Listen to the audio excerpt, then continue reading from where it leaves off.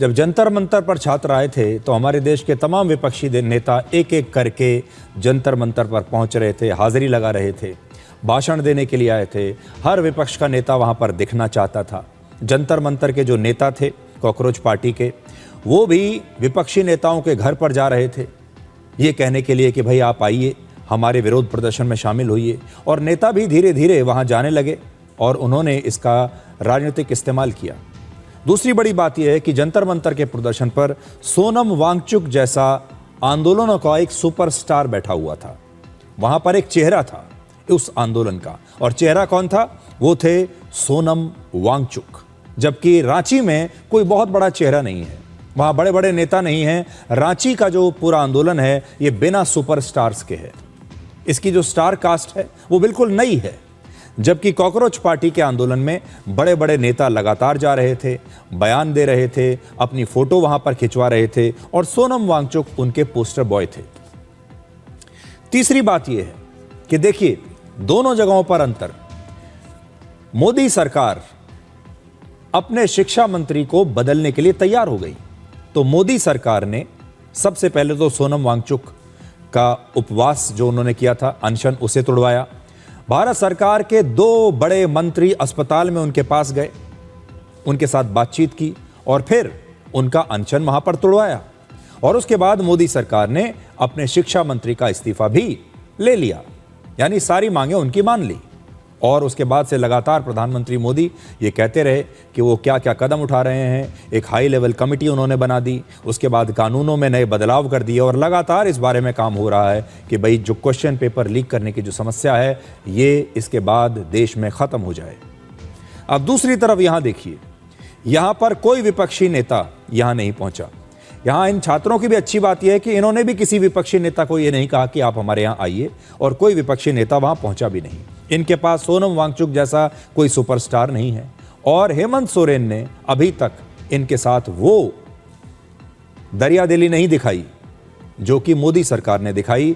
और हेमंत सोरेन अब भी इनकी सारी मांगें मानने के लिए तैयार नहीं है, और ना ही हेमंत सोरेन की जो सरकार है वो अभी तक ये अनशन तोड़वा पाई है। अब देखिए राहुल गांधी के डबल स्टैंडर्ड्स को भी आज आप तक हम पहुंचाना चाहते हैं। 8 अगस्त को राहुल गांधी उत्तर प्रदेश के प्रयागराज पहुंचे। वहां पर उन्होंने छात्रों की गूंज नाम के अपने कार्यक्रम में पेपर लीक, बेरोजगारी और युवाओं की समस्याओं पर बात की। लेकिन राहुल गांधी को झारखंड के छात्रों की याद 17 दिनों के बाद आज आई है, और आज उन्होंने एक प्रेस कॉन्फ्रेंस की और फिर कहा कि छात्रों के खिलाफ बल प्रयोग जो किया गया है ये गलत है।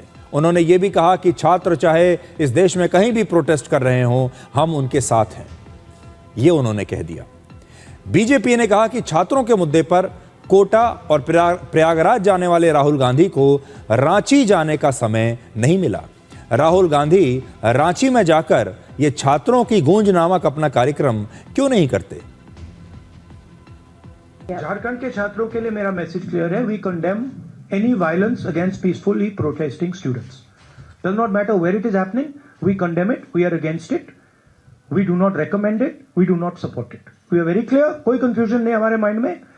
तो पीसफुल जब तक प्रोटेस्ट हो रहा है, कब उस प्रोटेस्ट को हिंसा से अटैक करना उसके खिलाफ है। राहुल गांधी को झारखंड रांची के छात्रों की गूंज सुनाई नहीं पड़ रही है। बताइए, जो जाके दहाड़ते और चिंगाड़ते थे कोटा से लेके और प्रयागराज तक, वो रांची पे मिमियाते हुए भी नजर नहीं आ रहे। यह दर्शाता है कि उनका उद्देश्य छात्र हितों की बात करना नहीं, अपने राजनीतिक स्वार्थों की पूर्ति करना है। और हम देश के युवाओं से भी यह अनुरोध करना चाहेंगे कि आप रांची और दिल्ली को एक तराजू पर तौल कर देखिए, और उसके बाद समझ में आ जाएगा कि ये लोग जो कि छात्र हितों की बात करते हैं या इनका मुखौटा है, और असली चेहरा इसके पीछे छुपा हुआ है, जिसका उद्देश्य 100% राजनीति, छात्रों को भ्रमित करना, और किसी न किसी मौके का लाभ उठाकर देश के अंदर अस्थिरता उत्पन्न करना है। तो इस समय हमारे देश में ऐसा कौन सा नेता है जो रांची के इस आंदोलन को समाप्त करवा सकता है? आपके दिमाग में कौन नाम आ रहा है? एक नेता है और उस नेता का नाम है राहुल गांधी, जो चाहें तो इस आंदोलन को समाप्त करवा सकते हैं और इन छात्रों को न्याय दिलवा सकते हैं। उनके लिए सिर्फ एक फोन कॉल काफी है, अगर वो एक फोन कर दें तो। राहुल गांधी को आज अपनी गठबंधन सरकार से पूछना चाहिए, क्योंकि उनकी पार्टी झारखंड में सरकार में पार्टनर है। राहुल गांधी को आज अपने पार्टनर हेमंत सोरेन से पूछना चाहिए कि भाई आप क्या कर रहे हैं, और अगर राहुल गांधी दबाव डालने पर आ जाएं तो हेमंत सोरेन को उनकी बात माननी ही पड़ेगी। इसलिए आज हम राहुल गांधी से कुछ सवाल पूछना चाहते हैं। पहला, झारखंड के छात्रों के बारे में बयान देने में उन्हें 17 दिन का लंबा समय कैसे लग गया? आज ही उन्हें कैसे याद आई? झारखंड में उनकी अपनी ही सरकार है, गठबंधन की सरकार, जिसमें कांग्रेस भी शामिल है। वहां के छात्रों की तो उन्हें ज्यादा फिक्र होनी चाहिए थी। जब जंतर मंतर पर छात्रों का आंदोलन हो रहा था तो राहुल गांधी प्रधानमंत्री मोदी के घर के बाहर तक पहुंच गए, वहां सड़क पर लेट गए और धरना देने लगे। लेकिन वही राहुल गांधी 17 दिन के बाद भी दिल्ली से रांची नहीं पहुंच पाए। क्यों नहीं जा पाए आप? दूसरा सवाल, छात्रों की सबसे बड़ी मांग है सीबीआई की जांच। अगर हेमंत सोरेन और कांग्रेस की सरकार छात्रों को लेकर इतनी संवेदनशील और ईमानदार है और उन्हें अब तक की अपनी जांच पर भरोसा है, तो फिर वो सीबीआई की जांच से क्यों डर रही है? सीबीआई की जांच करने दे। और राहुल गांधी भी सीबीआई की जांच की मांग पर लेकर बिल्कुल खामोश क्यों हैं? अगर राहुल गांधी चाहें तो यह आंदोलन सिर्फ एक फोन कॉल से समाप्त हो सकता है। लेकिन क्या राहुल गांधी झारखंड के छात्रों को लेकर अपनी ईमानदारी दिखाएंगे या फिर प्रेस कॉन्फ्रेंस करके बयानबाजी ही करते रहेंगे? इसलिए आज असली अग्नि परीक्षा है राहुल गांधी की। अगर इस देश में कोई नेता है जो रांची के छात्रों को इंसाफ दिला सकता है, जो इस आंदोलन को समाप्त कर सकता है, जो उनकी भूख हड़ताल को खत्म करवा सकता है, वो है राहुल गांधी। राहुल गांधी को सिर्फ एक फोन कॉल करना है हेमंत सोरेन को, या फिर उनसे मिलने के लिए जाना है और उन्हें कहना है कि इसे खत्म करवाइए, छात्रों की मांग को मान लीजिए और हमें छात्रों का साथ देना चाहिए। हेमंत सोरेन इस स्थिति में नहीं है कि वो राहुल गांधी की बात को टाल सकें।